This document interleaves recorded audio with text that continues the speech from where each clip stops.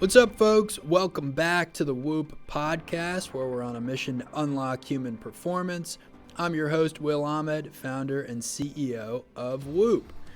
On this week's episode, Whoop VP of Performance Science, our fearless principal scientist, Kristen Holmes, is joined by one of the world's top masters runners, Ken Rideout. He's one of the world's top master athletes and has been crowned the world's best marathoner over 50 by the New York Times. Previously, he worked on Wall Street and has since become a successful entrepreneur and co-host of The Fight podcast with Teddy Atlas. In addition to his running accolades, Ken is known for sharing his story about overcoming opioid addiction. Kristen and Ken discuss Ken's background growing up in Boston. He actually worked in a prison that his stepfather and brother were incarcerated in. That's an amazing story. How he was working in finance and ultimately dealt with addiction. What led Ken to endurance sports. He needed a new avenue to channel this energy and purpose. How technology has helped him become the top marathon runner over 50. His Whoop data from the Gobi March. We talked about his poor sleep and high strain for grueling conditions. And passions outside of the running community. If you have a question you want to see answered on the podcast, reminder, email us podcast@whoop.com, call us 508-443-4952. Without further ado, here are Kristen Holmes and Ken Rideout. Ken Rideout is one of the world's top master athletes and has been crowned the world's best marathoner over 50 by the New York Times. Previously, Ken worked on Wall Street and has since become a successful entrepreneur and co-host of The Fight podcast with legendary Teddy Atlas. In addition to his running accolades, Ken is known for sharing his story in overcoming opioid addiction. The Boston native, I'm Boston native too, completed all 6 of the world's major marathons in the last 17 months and won 3 of them for his over 50 division. The other 3 saw Ken finish in second place for the division. He's competed in triathlons and most recently won the Gobi March in central Mongolia. He is the master of the sub 2 hour and 30-minute marathon at 50 and over, and he is our esteemed guest today. Ken, welcome. Oh, thank you. As you were reading all those accolades, I'm like, wow, this guy sounds super impressive. Well, it's super impressive what you've done. It's just endurance sports is just a whole different animal.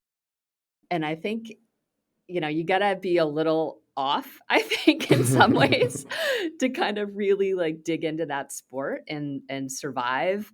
And I think thriving is like a whole nother level. I mean, your backstory is just, it's heart-wrenching.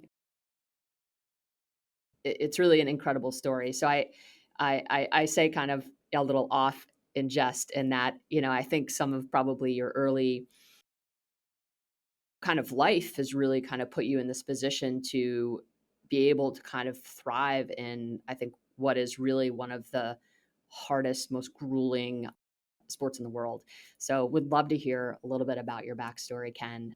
Yeah, happy to share. And thank you for that introduction. I am incredibly flattered and honored. And it's very humbling to hear someone repeat the things that I've done, because sometimes I don't know if other people have had this experience, but it doesn't even seem real. Wow, I did that. Coming from the place where I came from with regards to the throes of my addiction, to now be hosted on a podcast like this Whoop, which I've been a fan of for many years, is just, man, it makes me feel emotional. And hopefully it serves as inspiration for others out there, because I've said this before, and I genuinely believe it. Like, I have no special talent. I'm not really, I promise you, I'm not really good at anything. I'm just, other than trying. I was a Division III athlete in college, at that level, more or less, you just show up and you're on the team. You're interested in football. Can you run from one end of the field to the other without falling down? You're on the team.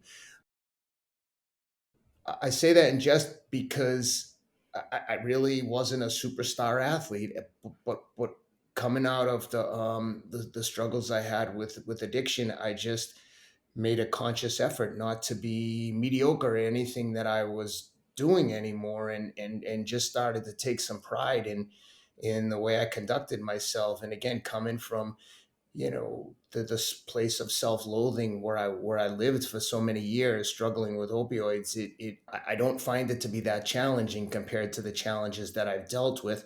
And the only other thing that I would say with regards to, you mentioned that, some of the world's most challenging events. I would say to the people who think that a marathon might be hard, try to have a competitive fight in a cage or in a ring, and realize that not only are you tired and have to keep pressing, but someone's actually trying to like punch you in your face or tear your head off. And then you really know what like exhaustion and fear feels like. And as funny as that may sound, that's kind of my motivation when I get into dark places in Ironman or in a marathon. I honestly, I do it all the time. And I've said this before. I remind myself constantly, no one's trying to punch my face. You can't hurt me with like the suffering and the pain that I'm feeling right now is self-induced. And I don't believe I can hurt myself. I've already tried and I've come through. So, you know, I'm being lighthearted about it, but the truth is, like when you're suffering and when you're in those dark places, whatever it may be, it could be studying, it could be late night doing your piano lessons or whatever it is that you're passionate about. I try to just remind myself how much more difficult life could be, how much more difficult some people have it, Mm. and remind myself that this is something I'm doing by choice, and it's something that I has filled me with pride. It's given me purpose. It's Mm. given me a distraction from myself at times, which is sometimes we're our own worst enemies. And I'd love to understand, just your upbringing, and kind of, and just wondering kind of how you've been able to kind of get on the other side. Maybe you're not even on the other side yet, but what does kind of healing look like for you? yeah, no, great question. Yeah, so I grew up in the inner city, broken family. Just to provide some context as to the type of lifestyle or household I was coming from, when I graduated from high school, yeah, I went to Somerville High School just outside of Boston. A week after I graduated high school, I was a guard in a prison outside of Boston, and my brother and stepfather were inmates in that prison, not necessarily at the same time, but they had done time there. And at that time and at that place where I grew up, it wasn't uncommon for most of the guards to have relatives as inmates. One of my colleagues, who was also a guard at the time, was Mickey Ward, who they made the movie The Fighter about. Wow. And Mickey's brother, Dickie Eklund, who was played by Christian Bale in the movie The Fighter, Mm. was in the prison during the time that I worked there. So Mickey and I were working there. His brother was an Wow. inmate at the time we were there. So just to kind of paint a picture of like what this life was like. So I know some of the people that I'm around now and lucky enough to be around, like we were talking before we started the podcast, like my friend Rob Moore, who's partners with my other friend Andrew Huberman. Like, when I tell them these stories, I know it sounds a little bit crazy to people, but this was when you're a child and that's all it's just that's the norm. Like in my Yeah. mind, when I got that job, I thought, oh, maybe I'll be a probation officer or a you know counselor at the prison. Of course, I worked Mm. there a week and was like, oh, I got to get the hell out of here. I better start studying because the only thing worse than being an inmate is being a guard here. This was the worst job I've ever had. I couldn't get through my childhood fast enough. I was like, please but I didn't even really comprehend the idea of going to college and living in the dormitories. The first time I went to see a university and see college dorms, I thought I had found nirvana. I'm like, Yeah. oh my God. Literally, I was like, oh my God, I can get away from them and live here. I didn't even know that boarding schools, I mean, I had heard of boarding schools, but that was for someone else. That was never for someone like me, which in hindsight, I wish I had known they existed. I would have applied for every scholarship under the sun. But these are things that you learn in with time and experience. And I'm kind of abbreviating things, but yeah, Mm. to summarize, it was anxiety ridden, super unsettled, unstable, violent place with a lot of drug addicts, junkies around all the time. We lived in a two-family house with my grandmother and my mother's brother, who was a lifelong heroin addict, Oh. active heroin user. It wasn't even like, oh my God, someone's doing heroin. It was just like, oh, don't go down there, Barney's high.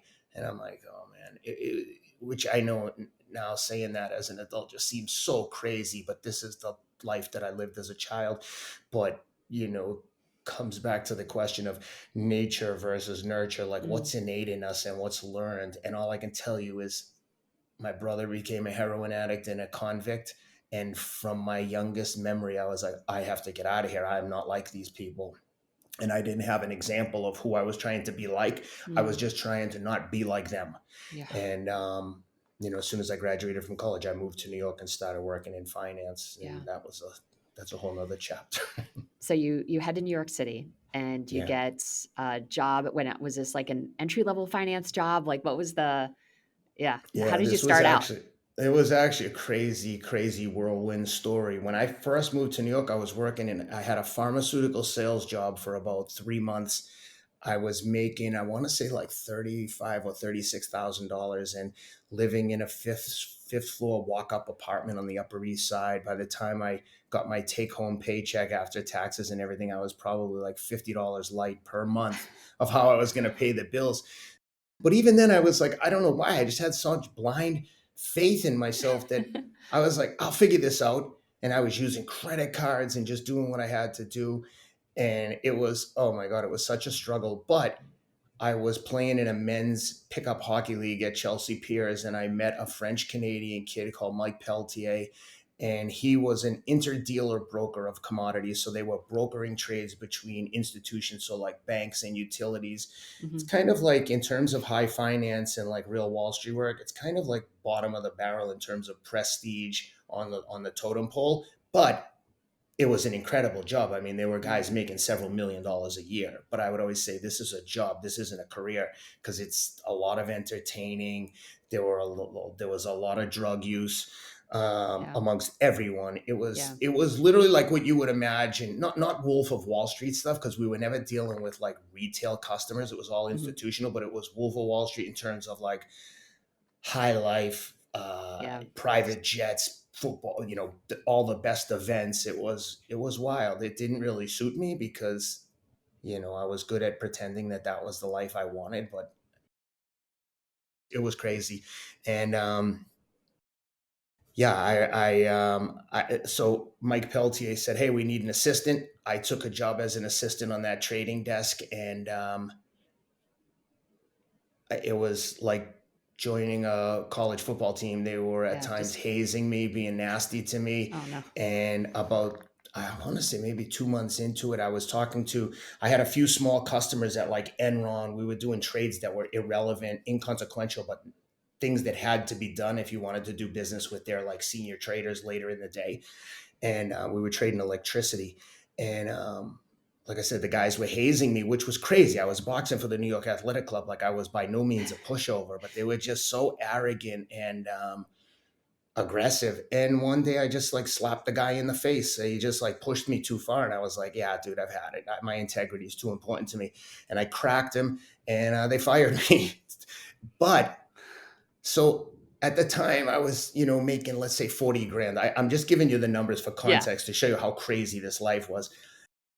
I called the guys at Enron, literally from a payphone. This is before I even had a cell phone. It's probably in like 96. Called the guys from a payphone and I'm like, dude, I got fired. I didn't even know we had competitors. I didn't know there were other desks in shops doing what I was doing at this Yeah. place. Wow. And within 24 hours, I had a job at a competitor making $80,000. I was like, went from like tears to like tears of joy. And and very quickly from there, things took off. A year or two later, I was hired by Cantor Fitzgerald to go to London and run European and Asian commodity sales and trading. Wow. No management experience, no life experience. I started using drugs as a way to cope with this imposter syndrome or Mm. fraud complex I was suffering from. It'd be like if you just got your PhD and like Stanford called and said they want you to run a lab, you'd be like, I've never even worked in a lab. You want me to run the lab? It was that kind of thing. Yeah. And Great analogy.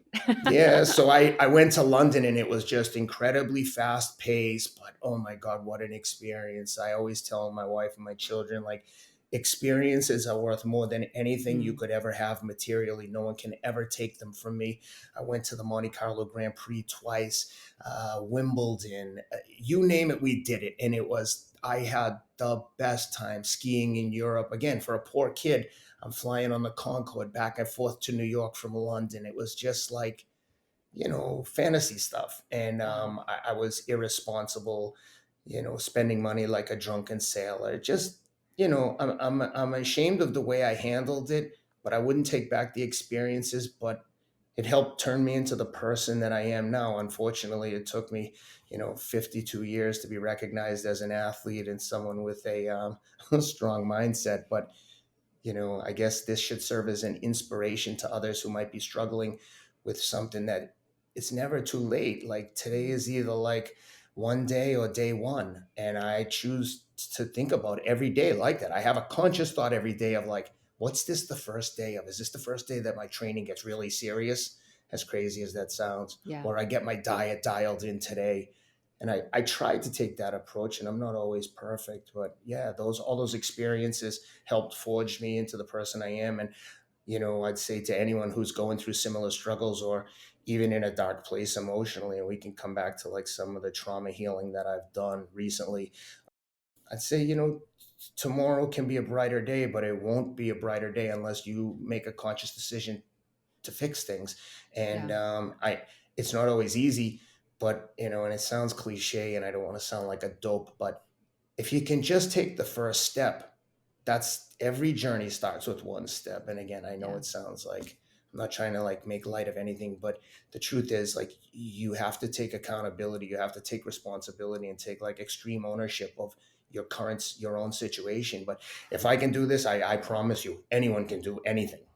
So, at what point did you kind of go from recreational drug use to kind of full blown addict who's actually functioning relatively well to kind of to a point where what was the path to actually stopping and just being like, all right, I'm done with this? Yeah, no, good question. I would say from when I was halfway through college, so maybe when I was around 20, I started to do cocaine, and I drank from 15 with my friends in Boston. We would just drink every Yeah. weekend, like normal, like high school fraternity type kid stuff. And then in college started using cocaine. Used cocaine for several years till I realized what a losing proposition that was. And when I was living in New York right before I moved to London, I was introduced to Percocet after surgery on my ankle. And once I tried those pills, like I said, had been suffering from like this, always had suffered from a bit from anxiety, and then the imposter syndrome, a fraud complex, when I started working in finance and making like tremendous amount of money that I wasn't really prepared for it. I was so ill prepared for like being an adult. And it is what it is. I'm not making excuses. It is what it is. And I discovered opioids, and when I felt the relief that they provided me from the anxiety and discomfort I was having with myself, I was like, I found, like I said, my nirvana. I was like, holy cow, I didn't know you could be this happy.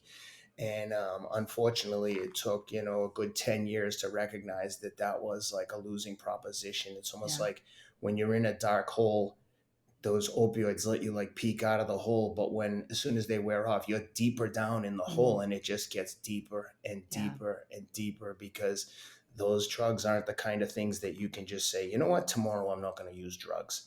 Well, that's cool, but I hope you don't have anything to do for a week, because you're going to be sick like words can't describe, like the most severe flu, sweating, you can't venture too far from the bathroom, you're just sick. And so yeah, in my late 20s is when, and by the way, when I got introduced to opioids, from the first day I was like, oh, it's on. And initially it was like just in the evenings after work. I'd always work out, so I'd come home, work out, and I treated the opioids like like my reward system. Oh, great! I Mm. got a good workout. Now I can chill on the couch with opioids, Yeah. Percocet, whatever was available. And yeah, it very quickly turned from just an evening thing to like, oh, I feel terrible in the morning, let me take one of these just to get through the day. And then within, let's say, 2 months, I'm taking them breakfast, lunch, dinner every single day. And Um, then it would be one or two at a time, three or four at a time, and at the height was maybe like 50, 60 milligrams at a time, 3 times a day, which I can't believe in hindsight that I I didn't mean, die. the Like, human body is just unbelievable. when I hear people say like, "Oh, don't take more than 2 or 3 Tylenol," I'm like, 2 or 3 Tylenol. Do you know how much your body can take? I was taking 5 or 6 extra strengths at a time, 3 times a day. I'm completely ashamed of myself. But to your point, your body can take a beating. Have you ever seen people like whacked out on heroin or crack cocaine, and then you see them like a year later and they're sober? When you see what they came from, you're like, how can a body take that much abuse and Yeah. still keep functioning? It was a nightmare, and there were several fits and starts. So when I was living in London, I went through the NA program, like Narcotics Anonymous, and the whole time I was in the addiction, I knew this is not good. So I'd get sober for a month or two, maybe a week or two at times, and then get right back on. It was just Oh, so incredibly, incredibly difficult from an emotional standpoint.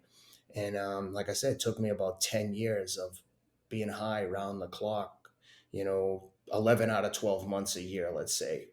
And eventually, when I met my wife and then we started to plan to have a family and stuff, I was like, okay, I have to take responsibility. I had been a loser for so long that at some point, I was like, I cannot do this anymore, to myself, to other people.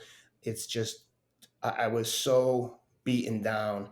And the expression, like, I was just sick and tired of feeling sick and tired. yeah. And it just, for the sad part is the euphoria of the drugs wears off very quick, very early in your addiction cycle. Meaning, for the first, like, if I hadn't used for months, then I got back on it. Let's say for a week, then I'd get happy about taking them, and usually nothing was happier than the anticipation of taking the drugs. Right. And then the drugs would be like kind of a letdown. Yeah. But immediately after the first, let's say 30 minutes, it would be like just a complete downward spiral Mhm. until you could take some more. And oh, what a losing proposition. What a waste of time. I'm just so disappointed in myself. But I've tried to turn this into a positive by sharing the story, explaining to people how I was able to get off that merry-go-round, Mm. break the cycle. And, I don't, the addiction had nothing to do with my success as a runner, but it is part of my journey. And I want people to know that,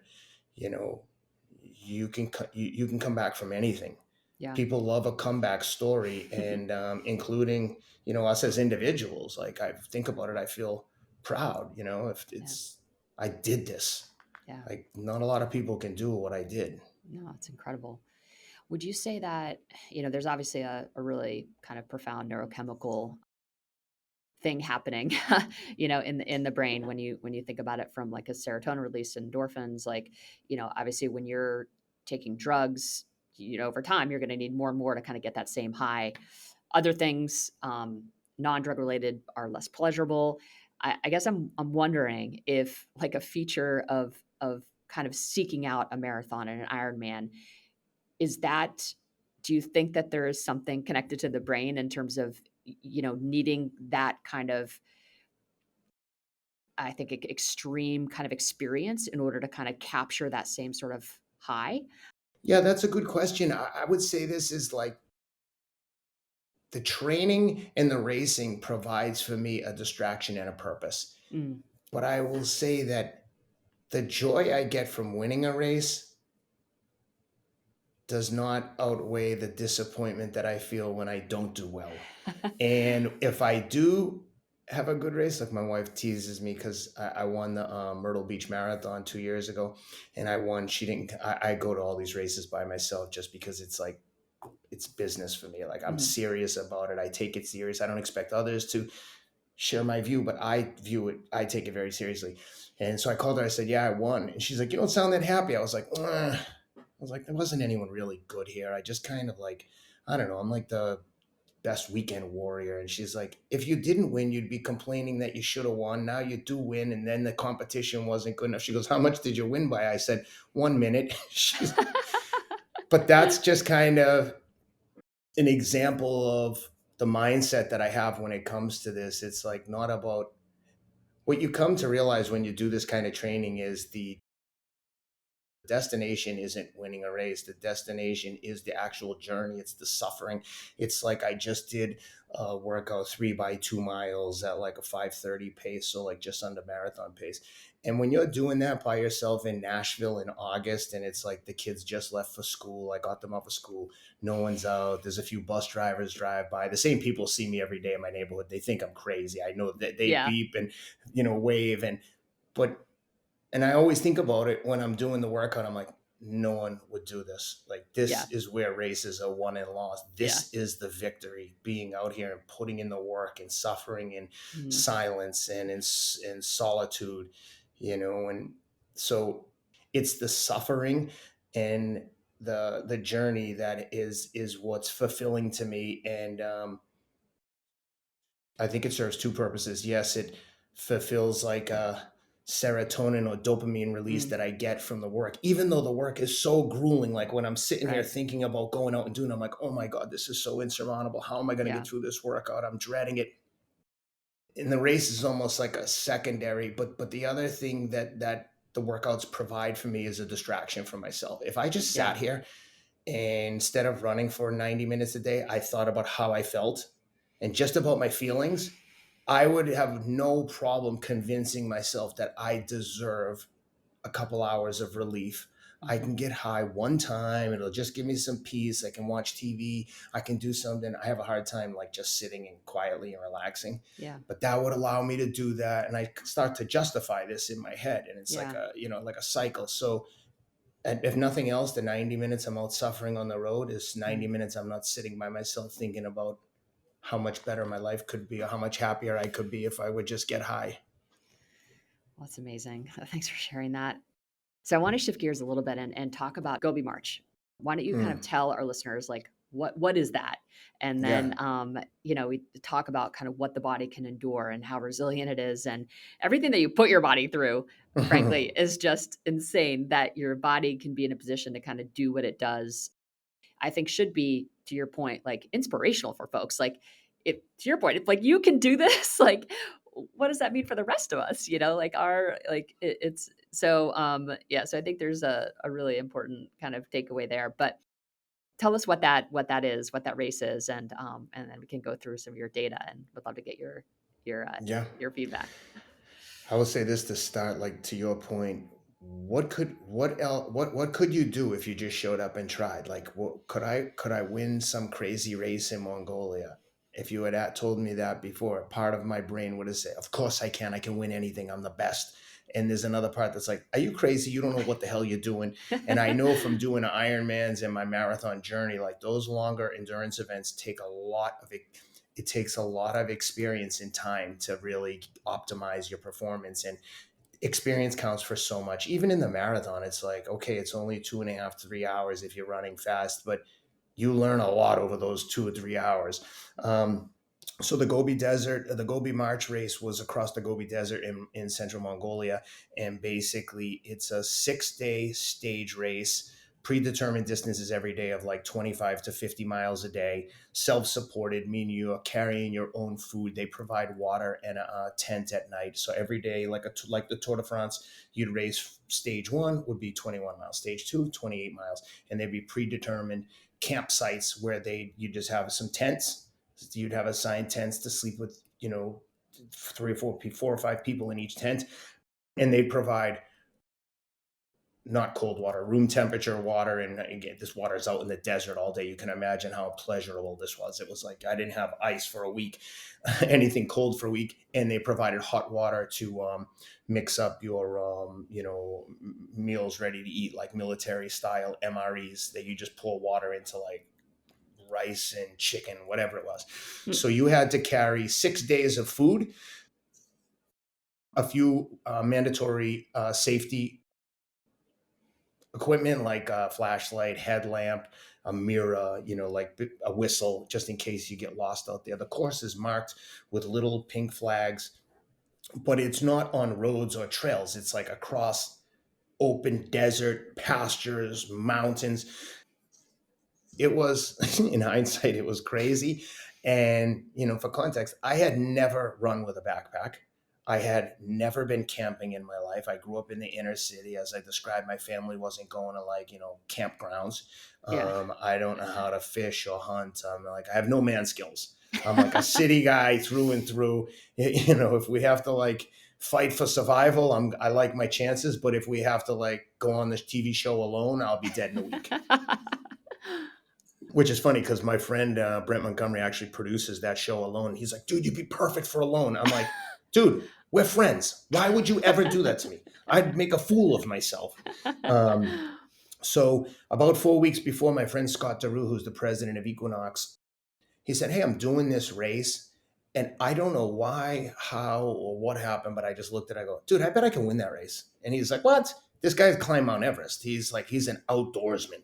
And he's like, go for it. I sent a letter. It was sold out obviously 4 weeks before. It was I had to, the amount of crap I had to go through, doctor's notes, medical reports. It was, you don't just sign up and show up. And long story short, they were like, yeah, you're good. And you can come if you want. We'd love to have you. And so I did.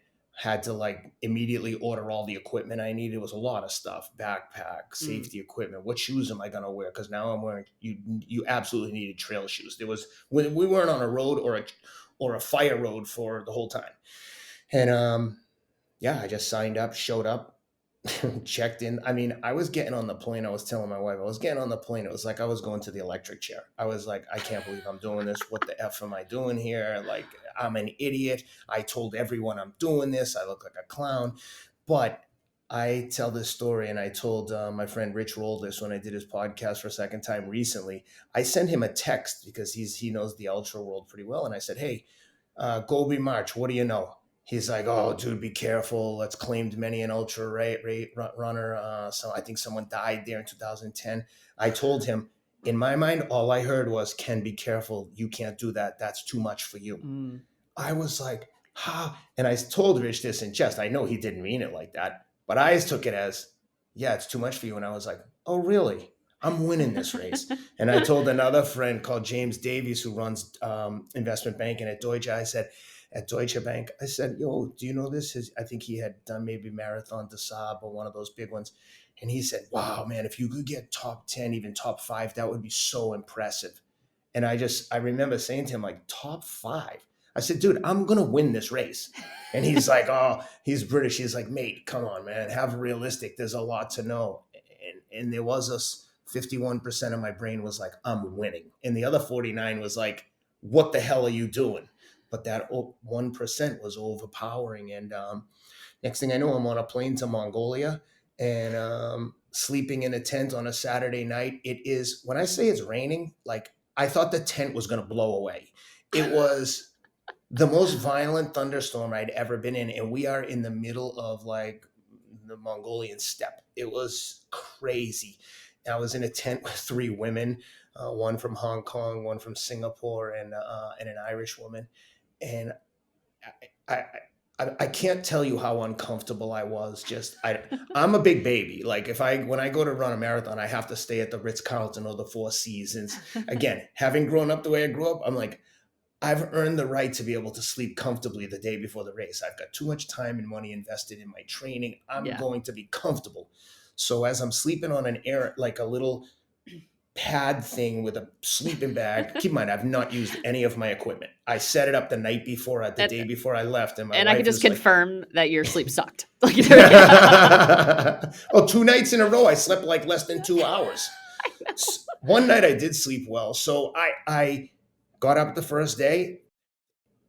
Throughout all this time, every time I'm thinking, oh my God, what am I doing here? There was, like I said, 51% of my brain is like, let's go, we're doing this. We're going to kill these guys. I was in super fight mode, and the flight was just a little bit too small to get me out of there.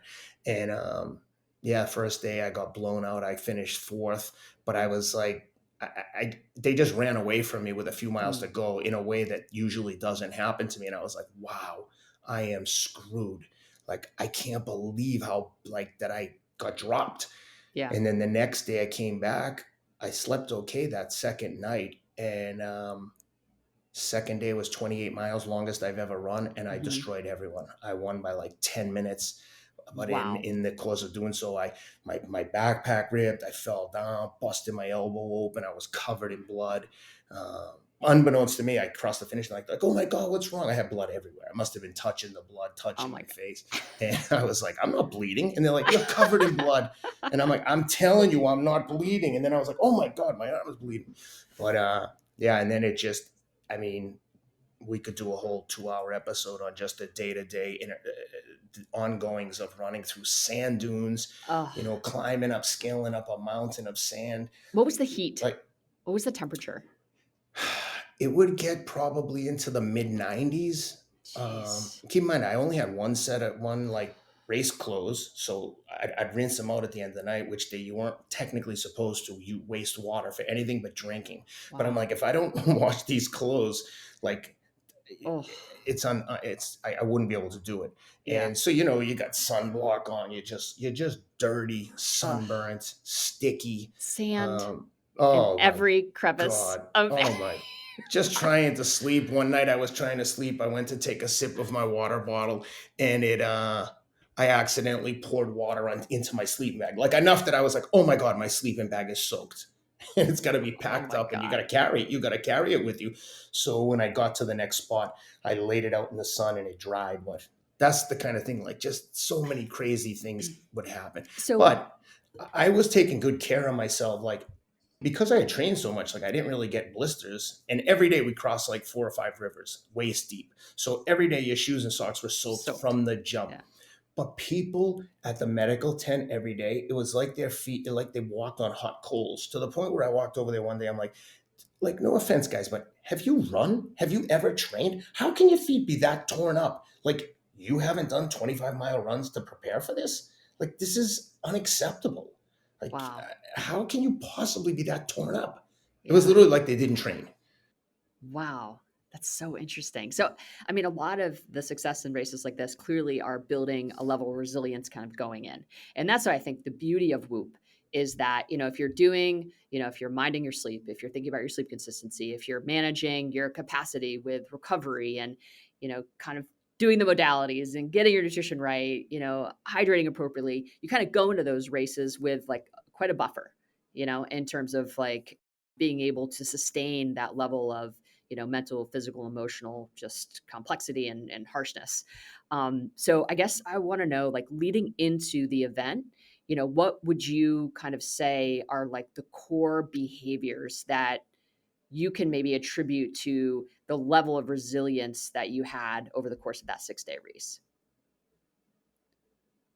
Consistency is the key to everything I've done. Mm. Because I have literally run an average of 10 miles a day, let's say for like 4 or 5 years, I knew coming in, when I say every day, I mean every day. I've run with tornado sirens going off. And let me just say one thing. You say this a ton, showing up. Availability to train.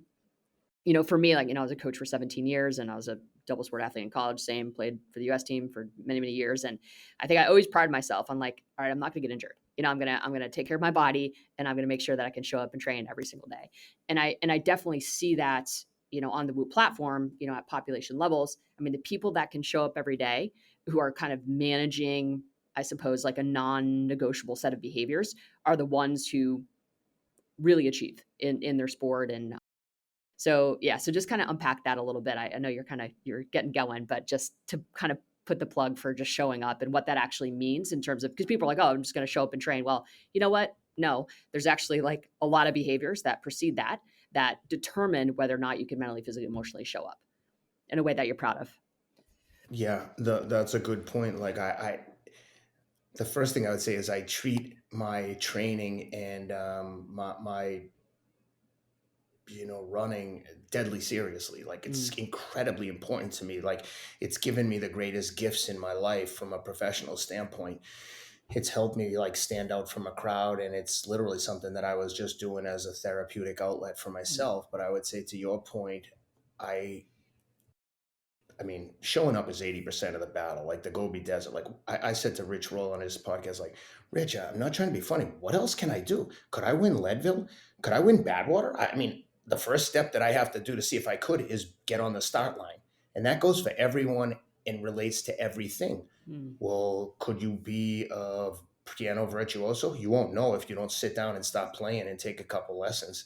But to your point, I have had, probably every injury under the sun, but I have actively addressed those injuries. As soon as something starts to happen now, I mean, I've got so much experience. If I notice there's a tweak in my Achilles or my calf, I immediately start doing some negative calf drops Mm. where I raise up on my toes on a step on Mm-hmm. one leg and lower on a 12 count. Sounds crazy. Mm. 3 or 4 reps, no problem. By the fifth or sixth rep, it feels like your calf's going to explode. It's just so like swollen with blood, like it's pumped. And I do those 3 or 4 times a day for several weeks. And I promise you, for 4 or 5 years, it's alleviated every single lower leg ailment that I've had. I had plantar fasciitis so bad at one Wow. point that I couldn't walk. I mean, I'd wake up in the middle of the night, like when I'd start running, the plantar fasciitis, the tendon that goes across the bottom of your foot and on the arch of your foot, would loosen up. So the first mile or two would be like running on broken glass. And then it would be completely gone by the end of the run. I'd go back, I'd go home, eat, go to when I had this, I was living in Philadelphia. My partner Teddy Atlas and I, we trained a kid called Alex Fosdick, who was the WBC light heavyweight champion of the world, and we had a fight against Otter Beterbiev, who had the IBF title. Big fight, ESPN pay-per-view. We lived in Philly for 8 weeks, so I'd do my run in the morning, then we'd go to the gym to train Alex at like 11 a.m. And I'm telling you, I would stand on the side of the ring and do these calf drops, but my feet were, the pain was, honestly, it was a 10. So when people tell me, oh, my foot is killing me, I'm like, yeah, you don't have to tell me. I know. And I'm telling you, I trained right through it, but I took all these measures. To your point, I stayed proactively working this. I rolled my foot on a golf ball. I did all the painful things that they tell you to do, but I followed them because they tell you to do these things because they work. Right. So I would do that. If I had a glute issue, I'd do hamstring exercises. Anything you can think of, I had it. I'd use every device, Normatex, Power Dot. I'd use all these therapeutic devices, which unfortunately I only use if I feel like I have an injury. I'm not very good at staying proactive ahead of, Yeah. prehabbing. But yeah, the training is a small part, but that's the first part. You Yeah. just got to show up and do the work. And then the second part is, if it's important to you, you'll figure out a way to keep doing it. But I haven't been sidelined by an injury that didn't require surgery. Like I had shoulder surgery. I took 4 days off. I mean, I had a massive shoulder surgery. The guy told me 4 weeks, do not take your arm out of this sling. By the fourth day, I was like, dude, I can't do it. I'd rather get the surgery again. I just put a belt around my neck, held the thing, and just held my shoulder tight and started running. And Wow. yeah, the guy who I bought my house from in Nashville, he played for the Titans. He was an offensive lineman, Chris Spencer, great dude. He had the same exact surgery from the same guy. And he had said to me like, oh, no, you're not going to be able to run for 4 weeks. He goes, I couldn't even sleep in my bed for 4 weeks. I slept on a recliner. And I saw him. I was outside running. He drove by me and he's like, dude, what the hell are you doing? I'm like, no, man, this feels good. I'm like not really moving. And he was like, incredulous. But I wouldn't suggest other people do that, but I'm just trying to give you a glimpse into like how I approach this in terms of showing up, because again, it was as much about my mental health as it was about my physical well-being. Yeah. Yeah. Those are totally interrelated. From like just a diet and kind of hydration perspective, what are just some principles that you abide by, just to, because your strain is, I mean, you average like a 20 strain, which is, it's got to I be. think I was 20.2 for last year for the whole year. Yeah, 20.4, 0.4 actually, Oh my which is God. just insanity, right? Like there's just like, there can't be anyone on our platform who is exceeding that. So I it's was just going to insane. ask you that. Yeah. So, I mean, I think from the standpoint of just like being able to kind of maintain that strain level and have the requisite capacity to kind of continuously do that is just, it's honestly mind blowing. Right. So I think a lot of it, to your point, like comes from the psychology and the mindset, and just your will and drive is just otherworldly. So there's that, but then you combine it with, this just, you've got obviously like a physical acumen that is, in the top in the world, right? So you've kind of got this incredible combination, I think, that allows you to work through pain in ways that are incredible. But I think what's very interesting is that this doesn't show up negatively in your recovery. That's what is just mind blowing to me, right? If we had someone like when we see someone who has a couple days with strain, with a high strain in the way that you have, they'll be red for 4 or 5 days trying to recover, right? So, and you can repeat that like day after day after day. And, you live a lot in the yellow, but you have plenty of green days, like it is amazing to me how your body is able to regenerate and you can repeat consistently this level of output. Yeah, I treat all of those things deadly serious. I take a ton of supplements. As soon as I finish a workout, I take every single workout. I take recovery drink from Momentous. I'll take Athletic Greens, vitamin D, vitamin C, zinc, a ton of fish oil. I hydrate every day. I have a bottle of Element first thing in the morning. As soon as I get out of bed, I have 1 or 2 cups of coffee. I have the 12 ounces of Element, 12 ounces of water. I hydrate incessantly throughout the day. But I will say, when I'm doing my training, I try to bring, if I'm going to do more than 15 miles, I'll bring a gel and I'll plan to run past some water bubblers in the park. One nice thing about the Nashville parks is there's actually like publicly available things like bubblers where well, people it's humid don't as shit, right? So like, yeah. I mean, It's humid on another level. I mean, it's just this Tennessee heat hits different. Like there's no question, having done plenty of track workouts down there at this point. Yeah. It's crazy.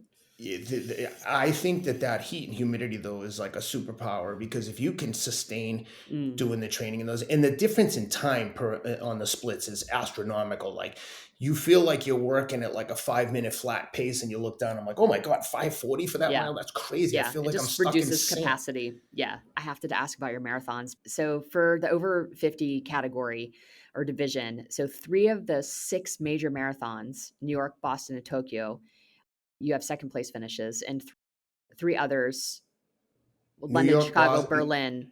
I got second in London, Berlin, and Chicago, and I got first in New York, Boston, and Tokyo.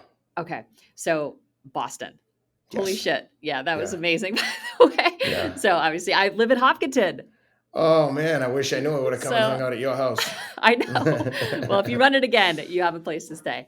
One of these days. Yeah, but talk a little bit about what was it like to win in kind of your hometown. That must have been kind of a full circle moment.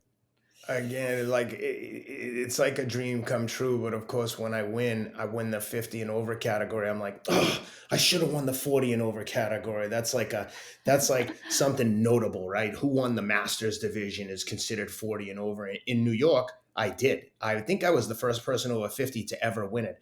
And the crazy thing is, I was coming in the finish, and the time wasn't great, but the course is so hard in New York. I ran 2:33, and I'm coming in the finish, and here comes Shalane Flanagan behind me, and she was like, I think she was running all the majors in 1 year. I did it in 17 months, but so she had miles in her legs, and she's coming closer on me fast, and the crowd's going crazy, and I'm like, I know they're not cheering for me, so I'm looking around, and I see her, and I was like, I'm such like an insecure guy. I was like, oh hell no, and I start sprinting, and I beat her by 1 second. Oh my and God. Funny enough, she was on the flight on the way. I had to fly to Seattle from New York for work, and I get on the plane, and she's sitting right behind me in first class. And I was like, hey, thanks for the push at the end. So we were like laughing about that. But because of that sprint, I end up winning the 40 and over division by 3 seconds. And, people are staggered started, they crossed. So it's not like the guy who was in second was right next to me, so. But to me, I won like $4,000 or something to that effect. It was like, the previous winners were like 2 of my friends, Meb Koflezgi and Abdi Rahman, Abdi was a 5-time five-time U.S. Olympic runner. Imagine going to 5 Olympics. And Meb. And Meb Koflezgi won it a couple years before I won it, and he won. He's won Boston, he's won New York, he's second at the Olympics. He's a freaking superhero. And it's funny is after that race, Abdi sent me a text like, "Hey, welcome to the Masters Club." And then I saw a Meb that was in November, and in April I saw him at Boston. I was like, "Hey, Meb, let's get a picture." Both former Masters champions. That was like probably the highlight of all my marathoning, but. Boston was incredible because my friend Des Linden won it in 2018. And when you win, you get the like VIP treatment. So she always has a +1 to the start line in the pro bus. And then you get to hang out in the Korean church at the start line, out of the elements, lay down. There's like mats in there. You can relax because you're not out there like 3 or 4 hours in the elements before the race like everyone else. So that part of it is just magical, right? So I walk out with the pros, the men go and start, and I just step into the front of the rest of the pack of the age groupers. So it's funny, this year they were running ads for the Boston Marathon in Boston. And at one point, there was some fighter jets flying overhead and the photographer standing at the start line. And I'm standing on the start line with the rest of the people.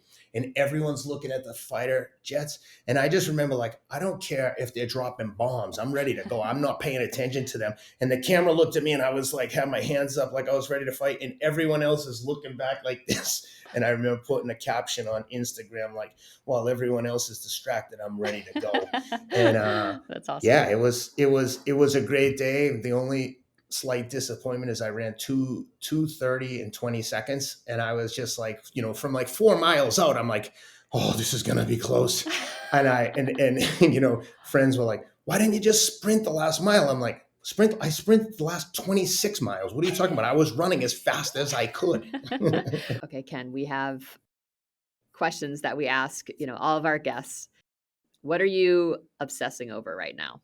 I'm obsessing over, honestly, being a better dad. I'm obsessing over my children. I'm obsessing over not getting wrapped up in their performance. Although I will tell you, I preach to my children, you do not have to be good to live here. You don't have to be good. You do have to try the best, though. You cannot live here and not give your best effort. It's unacceptable. Yeah.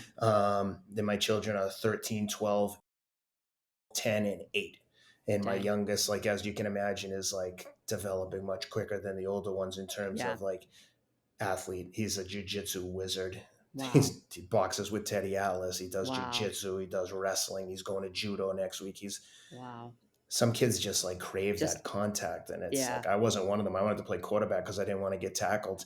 This little guy is like, give me all the heat, Dad. I love it. Let's go. Wow. It is amazing when you can kind of see your kids like develop passions. And I think like, one of the things that I always was really mindful of, just being a coach for so many years and seeing, the athletes that are really intrinsically motivated versus extrinsically motivated, and just the difference in just their levels of joy and how that really does start.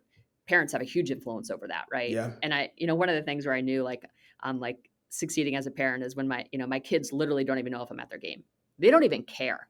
Yeah. Like they just literally, they're never looking up in the stands. Like they're never, like it's really, you're winning. So you're winning. Honestly, you're winning. When I see parents, and I don't mean to be cynical, but when I see parents that they clearly care too much, and I'm like, man, you need an outlet, dude. You cannot live vicariously through these kids. It's not healthy for you or for them. I know. And listen, I'm guilty of it sometimes. I want them so bad to do well because I want them to be happy. And I have to remind myself of, like, a lot of times, like you said, I'll stand as far away as possible because I don't want to be tempted to be like, go over there, get over there. You're telling them where to go, and it's like, I sound like an idiot. And it has to be about them, and I think that's what I always tell my kids. I was like, listen, like, you don't need to watch warm up. In fact, don't watch warm up. As I tell you, like it's not, doesn't mean you're not, I think a good parent. It means that the kid starts to learn that this is about them, and it's not about the parent. And I think the sooner the kids can really embrace that and parents can embrace that, I think the healthier that kind of youth sport experience is going to be. Well, Ken, you have evolved into just an exceptional man and just inspiring and an athlete. So I'm just really grateful for the conversation today, and I know our listeners are going to love it. Thank you. God, thank you. I'm like I said, I'm super honored and humbled to be a guest on the podcast and have a conversation with someone so well respected. So thank you for having me. Thank you to your listeners. I hope they enjoy it. I do my best to try to not sound narcissistic and just the facts, and hopefully someone can get something from my experiences and recognize that, if that dope can win, I can win too. Love that. Thank you. Thank you. Thank you to Ken Rideout for joining us today on the Whoop podcast. If you enjoyed this episode, please leave a rating or review. Check us out on social at Whoop, at Will Ahmed. If you have a question you want to see answered, email us, podcast@whoop.com. Call us, 508-443-4952. If If you want to join Whoop, try it for 30 days for free. That's right. Go to whoop.com and you can literally get everything about the Whoop membership for free for 30 days. And that's all we got. Okay, thank you all for listening. We'll catch you next week on the Whoop Podcast. As always, stay healthy and stay in the green.